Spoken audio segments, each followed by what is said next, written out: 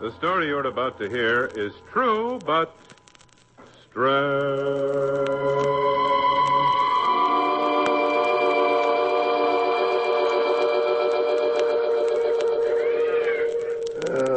Beastly hot, eh, nurse? Yes, it is, Colonel. How is the patient, Captain Robinson? He keeps calling for his mother. His mother? Well, I never met the lady, but she'd be half a world away. Back in England, not here in India. Nurse, we're 3 days' march from the nearest railway station. If we can get Captain Robinson there... He won't last that far, Colonel. And he's in pain, terrible pain. Nothing you can do? Nothing. Just keep going. Hope that he dies peacefully. It'll be a miracle if he does.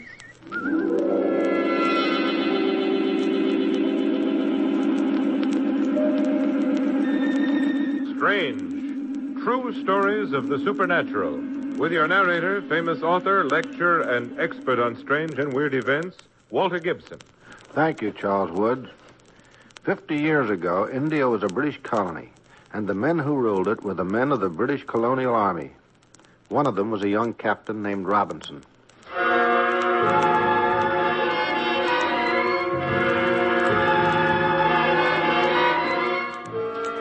The regiment had gone out into the back country on a punitive expedition against a fierce native tribe. While marching down a narrow walla, the column came under attack.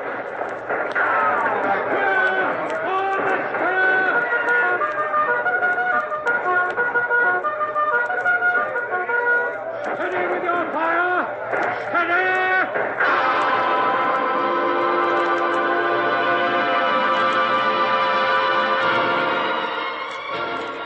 Hold your fire! The beggars have drawn off!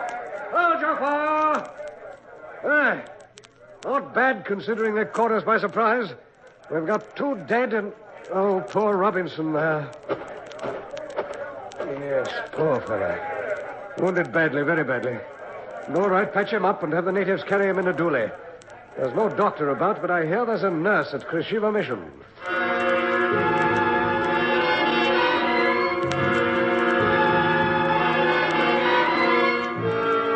Captain Robinson was in a very bad way, and the emergency treatment, plus the rigors of the homeward march, brought on complications. By the time he opened his eyes at Krishiva Mission, he was a very sick man indeed. Bells. Remind me of... Of what, Captain Robinson? Oh. You're a nurse? You mustn't talk too much. You've a long trip ahead of you. Trip? To the railway. 5 days' march at least. Last I remember is those bloody natives. Oh, I see. I do ask your pardon. For what? Well, that word. Oh, I'm used to it. Yes, I suppose out here one does get used to the word bloody, used all the time. But back home, it's the worst of swear words. My mother would... Bells? Yes. For a moment, I thought I was home. But they're not like those at home. They're quite different, really. What's your name? Janice. Janice. That's a lovely name. You know, you remind me of my mother. Oh, no. Yes. I know it does sound silly, doesn't it? But, of course, you're much younger. You must rest now. But I feel fine. Outside of that wound in my chest, Captain. I feel so hot. Here.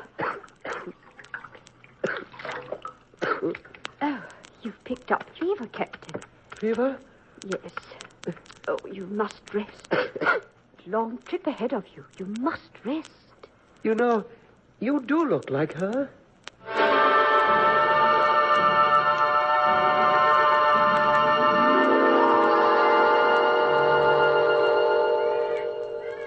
Well, nurse? He's in bad shape, Colonel. The railway's a long way off. Shall we leave him here? Oh, no, you can't. Why not? There are no drugs here. He needs drugs. He must have them. He's got to go with you. I see. And, Colonel, Yes? may I come along? I want to do what I can to help him. Let me come along.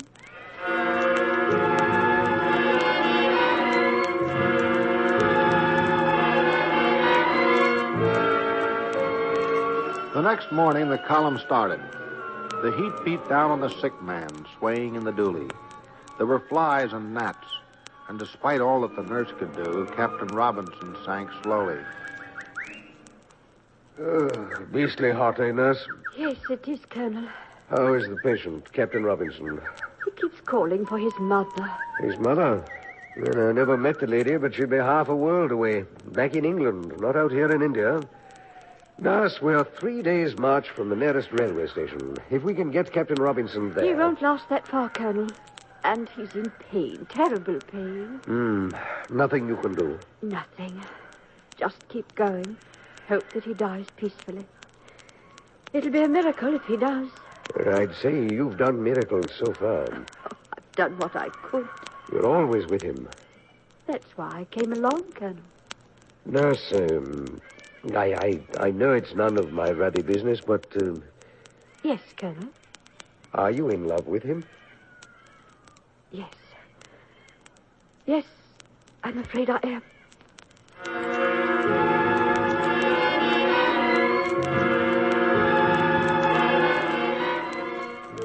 Another day's march, and by the time the column made night camp, the nurse knew that Captain Robinson would never last through the night. For a while, she was alone with him in the tent that had been put up to shelter him. Mother. Captain, please. Land and breeches. Here, let Falling me... down, Mother. Let me bathe your forehead. Oh, please don't go on that way. Mother. Please look at me. Land and breeches. Please. Mother. Oh.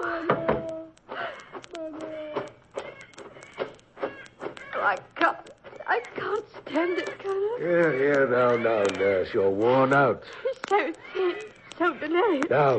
And there's nothing I can do for him. Nothing. I feel so useless. Well, you haven't slept since we left Krishiva. Oh, how can I sleep? He's going to die. Is, eh? He lies there and moans. He's delirious. Now, my girl. Here. You're trembling. Go over to the commissary. Have some tea. I'll go inside and keep an eye on your patient till you return.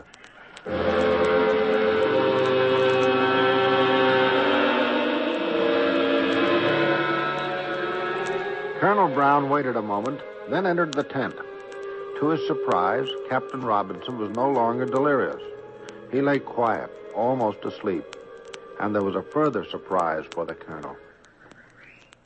He's not in pain, you know. What? A woman?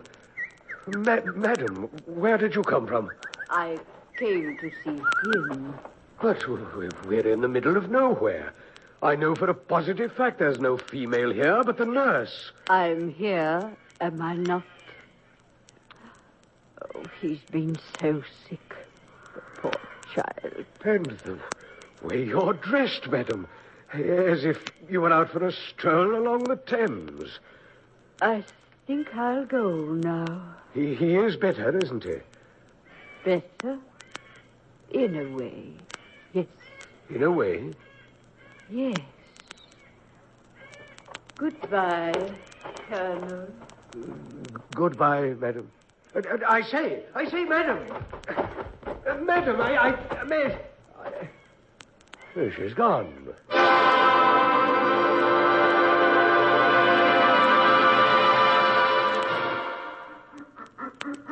But I tell you, nurse, it's impossible. Colonel, are you sure? But I'm not Betty.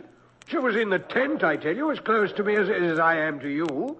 And then she left, and suddenly I wondered where she'd come from. There's no other woman within 100 miles. There are native women. I'm not talking about native women. A woman like you, British. No, I said it's beyond me. I sent a dozen men out combing the brush, no trace of her. Oh, I say, by the way, how's the captain? He's dead. What? A few minutes ago, while you were out searching. Oh, a pity. No. He died so peacefully. Did, eh? Yes. Well, that woman did calm him down somehow. So peacefully. Quietly. Oh, here, Colonel. What's this? His sword and watch. He asked that they be taken to his mother in England. He asked? Yes. He opened his eyes for a moment just before he died. He asked me especially. And Yes? just before he died, he called me Janice.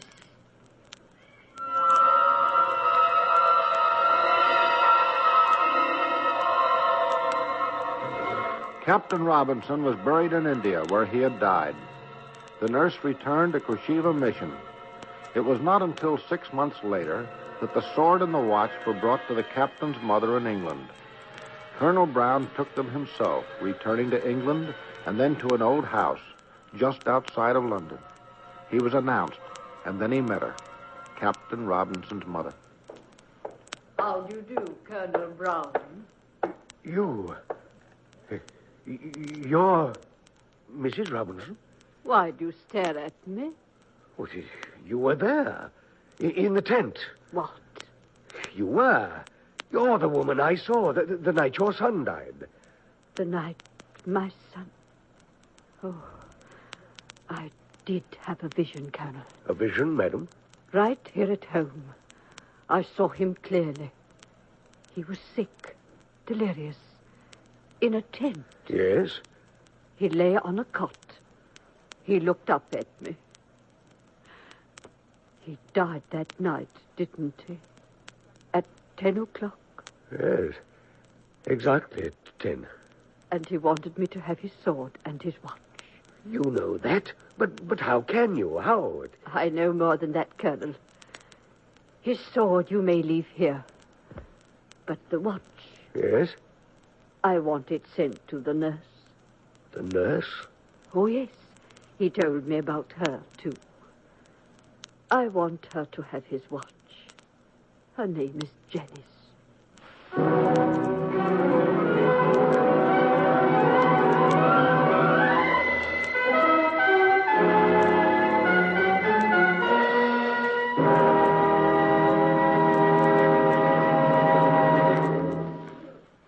A vision so strange and powerful that while she saw her son dying thousands of miles away, Colonel Brown saw her and talked to her at the very spot she dreamed of. A true story authenticated in the records of the famous British journalist, William T. Stead. I'll bring you another story of the supernatural, a story true but strange.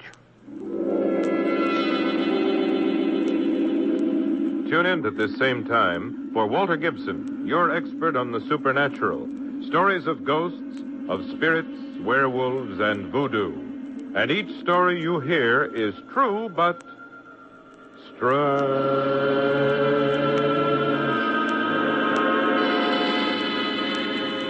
Strange, with Walter Gibson as your expert, was directed by Joe Graham. In the cast were Grace Keddy and Court Benson.